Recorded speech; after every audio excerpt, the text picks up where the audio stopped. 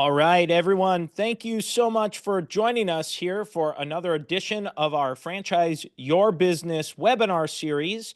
And as folks are loading in, just want to say thank you all again for being here. As we kick off our final franchise sales and marketing trends of the year. My name is Tom Dufour. I'm the founder and CEO of Big Sky Franchise Team, and very much looking forward to this final session here as we're going quickly into Christmas and then into the new year. I wanted to make sure I sported my Christmas jacket as an early Christmas gift from my wife, which was so wonderful. So I thought that would be a great little touch and addition for us here. As always, this is a live session. So as people are dialing in, questions come up, excuse me, comments, thoughts, ideas, please type it into the box. I am flying solo on this, so I'll do my best to, or use the raise hand feature. I'll do my best to answer those questions throughout. And looking forward to getting this started. So I'm going to pull up our the screen here and share that, and then we will get this party started here. So I'm going to share my screen. Okay. By the way, for anyone who is new to us here, we go over a lot of data very quickly. So our first data point and areas that we like to start with here are the Institute for that are produced by the Institute for Supply Management. Now, the Institute for Supply Management produces 3 reports. We'll take a look at each of these, and you can see them on the screen here: the Manufacturing Purchasing Managers Index, Services Purchasing Managers Index, and the Hospital Purchasing Managers Index. So first up is the Manufacturing PMI, or Purchasing Managers Index. This was prepared by Timothy R. Fior. I'm not sure exactly how to say his name, but I think that is hopefully close. And it reads in this paragraph next to it, it says the U.S. manufacturing sector contracted for the 8th consecutive month in November as manufacturing PMI registered 48.4%, 1.9 percentage points higher compared to the 46.5% reported in October. After breaking a 16-month streak of contraction by expanding in March, the manufacturing sector has contracted for the last 8 months. Of the 5 sub-indexes that daily factor into the manufacturing PMI, only one, which is new orders, was in expansion territory, the same number of indexes as in October. And what I like to show here is you can see it shows the 50th percentile here. That's the manufacturing break even. And then the economy break even is 42.5% down below here. Manufacturing is significantly tied to the overall growth of the economy. And as I view it, it tends to be viewed, manufacturing purchases tend to be viewed as a leading indicator as they're making purchases based on future consumption projections. So that's one of the things I like to point out here. It is nice to see an uptick from last month. So hopefully keep the fingers crossed that that's a positive sign of things to come here as we start to expand. Okay, next up is the services, and this is the services PMI, and this analysis was done by Steve Miller. He's the chair of the Institute for Supply Management Services Business Survey Committee. And it says, in November, the services PMI registered 52.1%, a 3.9 percentage point decrease compared to the October reading of 56%, and 0.1 percentage point below the 12-month average. The reading in November marked the 9th time the composite index has been in expansion territory this year. A reading above 50% indicates services sector economy is generally expanding, and below 50% indicates it is generally contracting. So we did see a big spike 2 months ago in this last month of November. It did drop down, but it's still in a positive territory. And I like here how in the report it says the October reading of 56%, or excuse me, of this reading here is showing that it's at a 0.1 percentage point below the 12-month average for this most recent month at 52.1%. I like how it shows kind of the average for the year. So it's actually kind of right in line with where most of the year has been. And as we mentioned previously, if you're in the services business, when it's growing or in a positive territory, you tend to see that services, it's a little easier, as I described last session, to get to a yes. So even in your own business, for your own customers, or maybe for prospective buyers, you might be getting to a yes a little bit easier now from folks as they're coming through. And then finally, we have the hospital PMI. And this report was produced by Nancy Lemaster. And this is the hospital PMI. I'm jumping to the second paragraph here. It says the hospital PMI registered 58.5% in November, a 6.6 percentage point increase from the October reading of 51.9%, indicating a 15th consecutive month of growth. And so what I like to show here, and you can see if you're viewing this live, you can see how this report in particular has much more drastic zigs and zags. It goes up and down. It seems like there's greater it just has greater ups and downs on it. And when I look at that, some of it to me is maybe seasonality of these purchasers, maybe based on seasonal colds and flus or seasonal viruses that go around, or maybe based on budget purchasing. I'm not exactly sure, or just that it's the newest report and maybe they're getting more inputs that over time will possibly smooth this out. But nonetheless, it's in the positive territory. So I think that's good. And as you can see, we're having mixed results already. Manufacturing's below its break even. Services is above its break even. Hospital is zigging and zagging, but generally has been up. Now we take a look at the unemployment rate. And for November, it says the unemployment rate in the United States, and this is from tradingeconomics.com, it's the U.S. unemployment rate. And it says U.S. unemployment rate in the United States went up to 4.2% in November of 2024 from 4.1% in the prior month, in line with market expectations. The number of unemployed individuals increased by 161,000 to 7.145 million, while employment levels decreased by 355,000 to 161.141 million. Meanwhile, the labor force participation rate edged down to 62.5% from 62.6%, and the employment population ratio fell to 59.8% from 60%. So you can see here the unemployment rate, you can see dating back to December of 2023, it was at 3.7% a year ago. And we see it's kind of just been this really throughout all of 2024, it kind of increased, and it's kind of stayed right around that 4%, 4 to 4.2% range here the last 6 months of the year. 4.3 in July, 4.2 in August, 4.1, 4.1, then 4.2 for November. So generally when that's going on, it means that potentially employers are maybe contracting, uncertain, people are leaving. So you may have some opportunity if you're in a hiring position, and a thing for you to share with your prospective franchise buyers or current franchisees is that when the unemployment rate's a little bit higher, it makes it easier to find folks. So it makes it easier to find quality staff and team there. So okay, next up is the U.S. inflation rate, and this is from tradingeconomics.com, and the top sentence in the paragraph reads, the annual inflation rate in the U.S. rose for a second consecutive month to 2.7% in November 2024 from 2.6% in October, in line with expectations, it says. The second sentence reads, the rise is partly influenced by the low base effects from last year.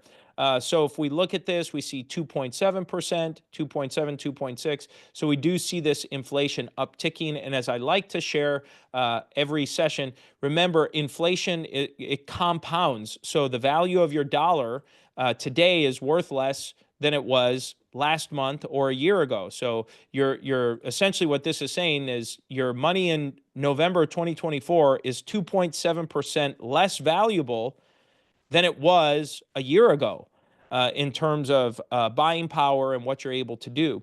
So I think as inflation has become, since COVID, it's become a really common discussion in just any kind of circle around the home, around business, conference rooms, and so on. And so this is something, as you're talking to prospective franchisees, if they're looking to take out a loan or to do this, it really is, it costs them more every single month, every day that they wait. And so the goal is not to use this as manipulation, but we do want to remind them that if they have decided they're going to buy our franchise, whichever franchise you're selling, that every month they wait, every moment they wait, it costs more to borrow the money. Now, there may be reasons why they don't want to start, for a variety of reasons, I'm sure, but if they've decided, really encouraging them to start sooner than rather than later, as inflation continues to do what it's doing here, and it's up 2.7%, and they're saying it's because it's the low base rate, that it's still increasing, but we'll see what ends up happening. Bottom line is that inflation is still happening. It's going to continue to happen, and encouraging your franchisees, if they've made that decision, to get started sooner rather than later. Because especially if you have build out, you got to buy supplies, equipment, hire construction crews. It's going to cost more in 3 months than it did today. It's going to cost more in 6 months than it does right now. It costs more today than it did 6 months ago. So help them keep that perspective in mind as they're going through this. Okay. Next report that I like to take a look at is the Index of Consumer Sentiment, and this is from the Surveys of Consumers from the University of Michigan. They've got a report here for the Index of Consumer Sentiment. I really like seeing this because they've been tracking this for a long time, and it just lets you know what is the mindset of these buyers, of the general consumer, the person that's out there buying stuff and spending their money. And so I like to look at the last 50 years. For me, I like to look at longer range things. I'll zoom in here on this if you're looking, and this starts back to 1960-ish zone, and you can see here, you can see where it fell in 2020. You had the COVID, and at 2020 it was right around that 100 marker for the index value, and it dropped in 2020-ish, bumped up a little bit, and then it really tanked into 2021, 2022. I think it was the lowest level, right in the middle of that, around 2022. I'm doing my best guess based off of this chart to see it. And then you can see this nice, steady increase, surge. It goes up, and maybe it goes down and up and down, but you can pretty well see this nice trend line the last 18 months to 2 years to where it is today. And it's bouncing back up. So it's over that 70 value right now. And so that means consumers, and what this is telling me, I should say, is that consumers are slowly coming out of their turtle shell and a little less scared each month, each quarter that keeps passing by, a little less nervous. Maybe some of those COVID fears are subduing and so on. And we're starting to see that happening. All signs leading to a more positive experience with consumers. And as I said before, with the services economy report here from the Institute for Supply Management, when we look at the actually, I want to go back. I'm going to pull up this 10-year. There we go. 10 years makes it a little bit easier to see this trend line here, starting back in 2022, rising through the end of 2024 here. So I guess 2.5 years we're looking at for this rise. You can see these trends. It's nice to see this growth here. So we're back at a number that was somewhere around mid 2021, and instead of being on the decline, we're seeing it on an incline right now as an overall trend. You can kind of see that trend line there take shape. So this should mean that it's a little bit easier for a customer to say yes. Right. That's really what we're saying here. How much is it? What's the ease at which it is to secure a customer. That's how I interpret this data. And so it's getting a little bit easier each month and each quarter here. So these are data points, by the way, for if someone's concerned about economy or conditions or whatever, use some of these data points to share with your franchisees. Do your own version of this with your franchisees or your prospective franchisees, or feel free to share this recording, by the way. This will be published up on our podcasts and YouTube channels. Okay, next up is business formation statistics from the U.S. Census. This was published December 11th, so this is about as fresh as it gets. This was published about a week ago, and this compiles all of the new business applications and filings across the country. It takes all the state data and aggregates it. And so I'm zoomed in here on business applications, and you can see we had a little spike there in November. It's up 5.5% over November. That's a pretty big jump.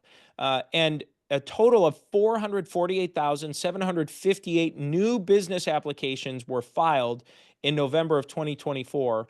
High propensity business applications, which high propensity are likely to have the biggest impact on the economy as a whole, that's up 7.5%. So I find that interesting. But nonetheless, you can just see this trend. New business startups are on the hearts and minds of Americans. And you can see dating back pre-COVID, you see right around 300,000 for a couple of years. And then post-COVID, you see this big surge, over 400,000 pretty consistently now for, 3.5 years or so. What that tells me, and what you should assume for your franchisees as they're coming into the system, or prospective franchisees, is new business startups on their mind. Whether they buy your franchise or start their own or do something, they are serious about doing some kind of self-employment. So do not lose sight of that message. I know I say it every month if you're with me every month, but it's just something that I think it's worth noting for you to kind of lock away when someone on the other end is saying, I don't know, you're talking to them, they're not responding. Assume that they are interested. Assume that they are starting a business. And if they're going to start a business, why not your franchise? They inquired to you for a reason. Help identify that reason and share why your business will help them get to where they want to go to accomplish their goals. Okay, the next report I want to take a look at is Vistage, Vistage.com. If you're not familiar with Vistage, Vistage is a mastermind group. It is a facilitator-led mastermind group that has mastermind sessions where peer-to-peer learning as well as individual coaching from a coach. And a quick shout out, I have a good friend in the Indiana area. So anyone who's in Indiana looking for a group to get a part of, one of my good friends and someone I know just became a Vistage chair and is starting a group out there. He doesn't know I'm plugging this, by the way. But Vistage does a small business CEO confidence index with the Wall Street Journal. And here's what you can take a look at. This is for November of 2024. Look at this big time spike. And they said the headline here, it says post-election sentiment boosts small business confidence to record high. So a record high small business index here. And you can see this all year. Look at December of 23, it was at 88.0 was the reading. And November of last year was at 80.3. And November of this year, 109.8. So certainly for businesses I know I've been speaking to, but it's nice to see an aggregate data here. Just having clarity and certainty on who the president's going to be for the next 4 years, it just provides clarity, right? It always seems leading up to an election 4 or 5, 6 months prior, you just don't know what's going to happen. And so there's uncertainty in the business community to know who's it going to be and start to plan for that accordingly. So This is a really positive sign, especially for the small business community, to see that happening. So if you are serving small businesses as part of your franchise system, if you're a B2B business and small business is part of it, this is a positive sign for you to see. And hopefully you've seen an impact on your business from that. Okay, now let's jump into other small business data. And one quick thing I do want to say, I should have mentioned this before. You got to stay all the way till the end. And the reason why is I've got some really cool uh, uh, Christmas shopping data I want to share with you. Just a little hook. I should have said that at the beginning. Might as well say it midway through to keep you the next 5 or 10 minutes here.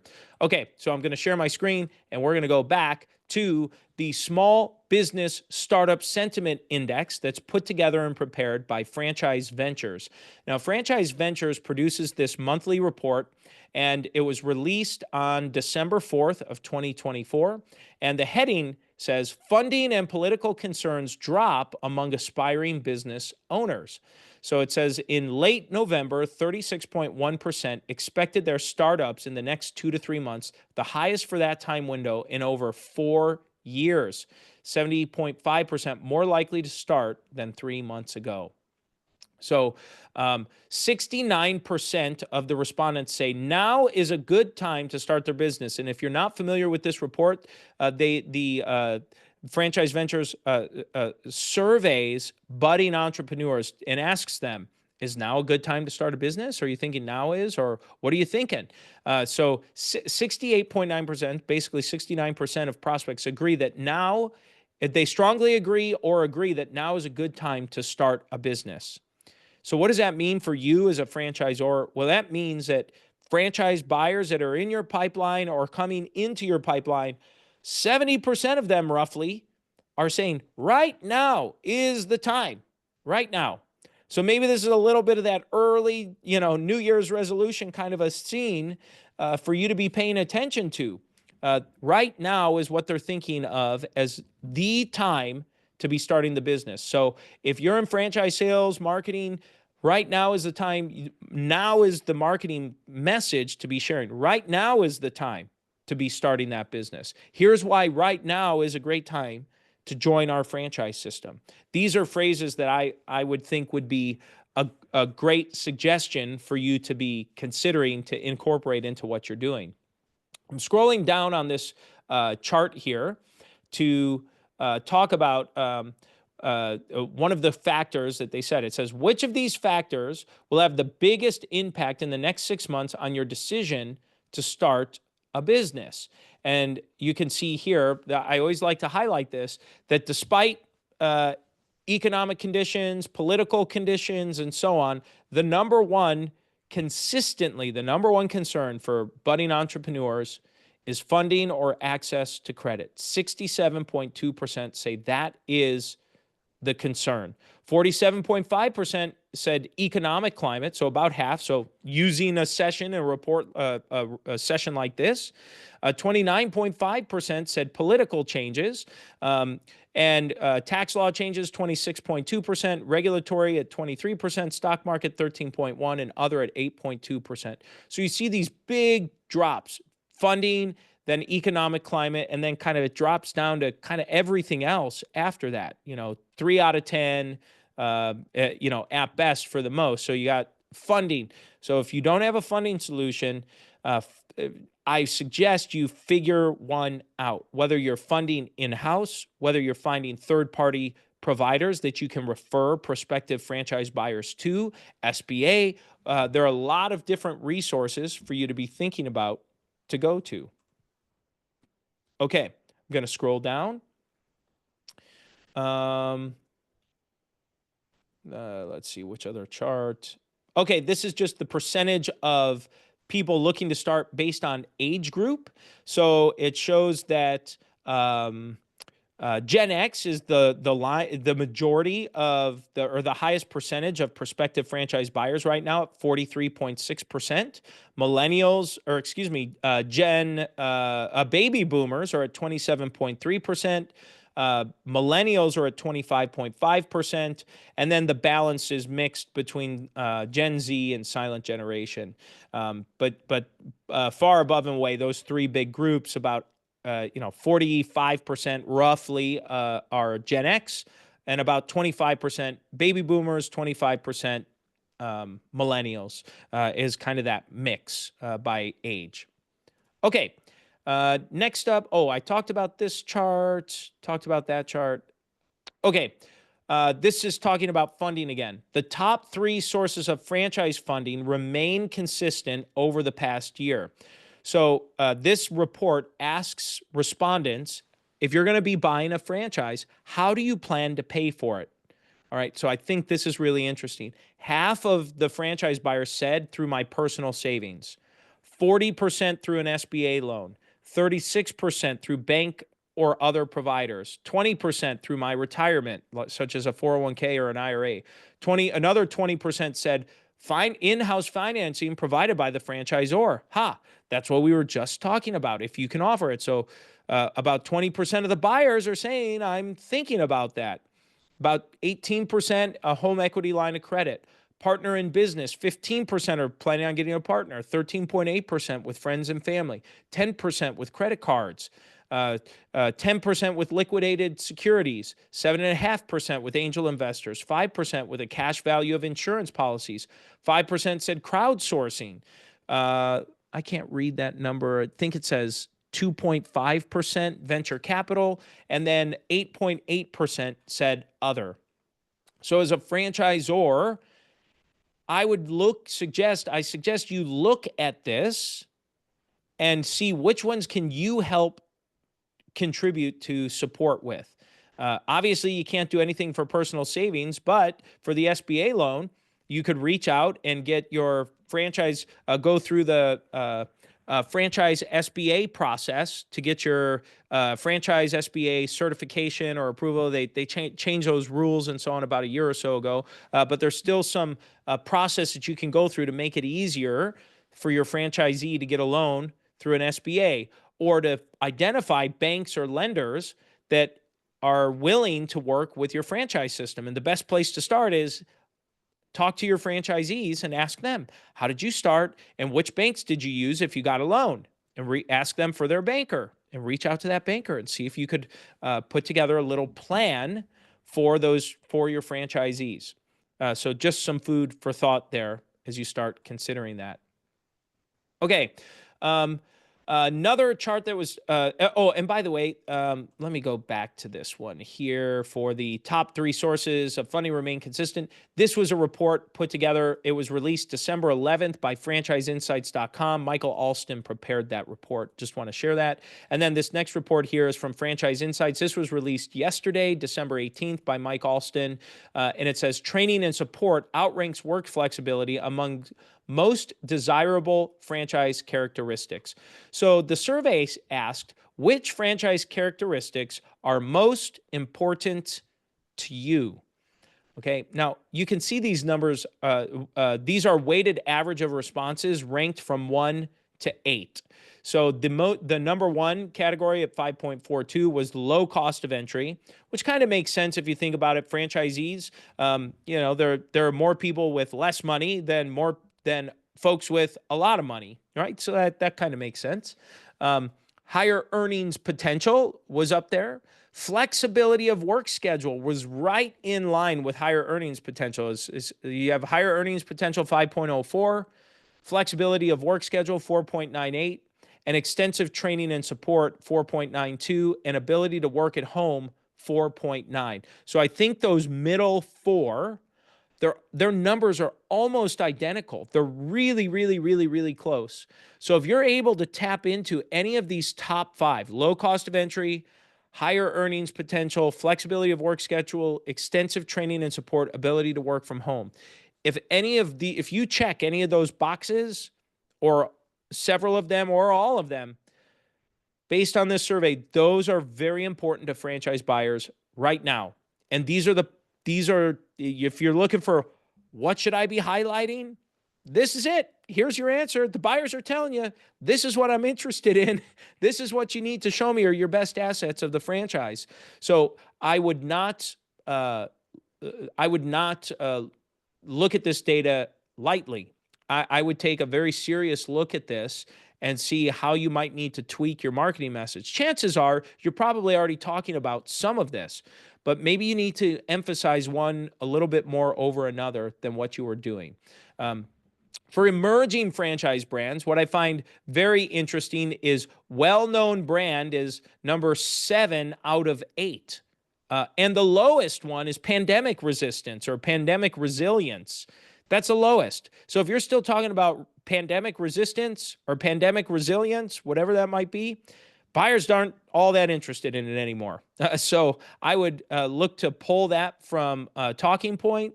A well-known brand is not as important. So for emerging franchise brands, do not be scared off by the fact that you are not as well known as, say, a superstar player, a longtime, very mature franchise system. And if you've got lots of bells and whistles with your technology, that's number 5 on this list. 1, 2, 3, 4, 5. I'm sorry, number 6 on this list. While it shows as being important, the buyers don't seem to think it's as important as these others. So if you're looking for a forced ranking, here it is. This is going to give it to you to take a look at. Okay, on to our next chart. We take a look at our top 10 categories. Now, again, this is the business opportunity categories. This changed a year and a half ago. I'm pretty certain these are the franchise categories here because when I go to the franchise categories, it literally has business opportunity listed there. So that's not. I think that these charts have been flipped, something on the internal. But again, this is from franchiseinsights.com, and it says the following categories showed the greatest inquiries over the last 90 days. And Franchise Insights, which is owned by Franchise Ventures, I believe, generates more franchise leads than any other organization, at least in the country, maybe in the world, but at least in the US. They have all these platforms and things that produce tons and tons of leads. And so it says home services is the number 1 category at 24.7%. Business services at 15.7%. Senior and healthcare at 13.4%. Food and restaurants at 10.6%, cleaning and maintenance at 7.8%. Those are your top 5 categories. The next 5, pet services 5.8%, child-related 3.6%, retail 3.5%, education 2.1%, and financial services at 2%. So what does this mean? Well, what this means is if you're in the top 10, it's going to generally be a lot easier for you to find franchise buyers than if you're not. That's basically what it means. And if you're in these top 5 and really these top 4, all these top 4 each have 10% or more of the share, it's going to be much easier. One thing I like to highlight here, food and restaurant, when food and restaurant is 10% or higher and in these top 5 numbers, and this is anecdotal just from my experience, this is really a good thing. For franchising as a whole. When we see food and restaurant and hospitality at that 10% plus, it generally means franchise sales for all the other business segments is very positive. So I tend to look at that as a very positive sign. Home services is just crushing still, 24.7%, man. It just, it's been number 1 since the pandemic, since COVID, and it has remained, and this has ebbed and flowed. It's been down, I think, as low as maybe 15% or so over the last few years, but it's really peaking again. And you have businesses, services high, senior and healthcare high. So if you're in these segments, again, what this really is saying is it generally is going to be easier to find leads. What that also means is you're going to have to sift through a lot of these leads as well. So be prepared for that, that you may have a lot more unqualified leads coming into your system as well. You may have a lot more qualified leads, but also less qualified leads. Okay, now for our final chart of the day. I thought this would be fun. Gallup, the consulting and reporting agency, Gallup produces all kinds of reports and surveys. And this was released November 27th by Lydia Saad. And I just thought that this was a fun little thing to talk about with Christmas just a few days away. And the headline reads, shoppers plan to spend more than $1,000 on holiday gifts. In a sign of diminished consumer caution, relatively few say they will spend less this year. So I just thought I'd show you the estimated chart. I'll zoom in on this. This is kind of fun. It says Americans' estimated holiday spending November readings. The question asked, roughly, how much do you think you personally will spend on Christmas or holiday gifts this year? And you can see in this chart, this goes all the way back to the year 1999. In 1999, it was $857. And then it shows the bottom here was in 2008. If you all remember what happened in 2008 with the housing bust, the average that year was $616. And this year, it's almost double that in 2024 at $1,012 for the average spend. And then you can take a look at this chart. It shows the mean including zero. So if you're going to spend zero, that's this 1,012 the mean includes people that also said, I'm going to spend $0. The mean with people that say, I'm not going to spend where they removed the people who said, I'm not going to spend any money. Then the mean pops to $1,132. So it goes up $130 or $120. And then the median is $500. So that's that middle number. That's the median, by the way, if you're familiar with residential real estate. Whenever they list the average home price, they always list the median, not the mean on that. And then you can list down, they've got all these demographic breakdowns and thresholds and things, kind of interesting. But I thought that would be a fun way to close out our session today. Thanks for hanging with me. For those of you who are here, again, I will get this live and published up on our podcast, in our YouTube channel. We'll get this up and going for you. I'd love to open this up for questions as we bring this to a close today. And thanks for hanging with me. I know this was a little bit longer than normal. Feel free to raise your hand or type something in the chat box or the Q&A. Happy to answer that. All right. Well, I'm not seeing anything come through here. I just want to say thank you all for being here. Wish you all a very, very Merry Christmas. And this will be our final episode as well for the year. So wish you a Merry Christmas. Happy New Year. Happy Hanukkah out there as well. Hanukkah starts December 25th this year, a little bit later than normal. And wish you all just a great end to your year. Looking forward to seeing you in 2025, everyone. Have a great rest of the day. Thanks for being here.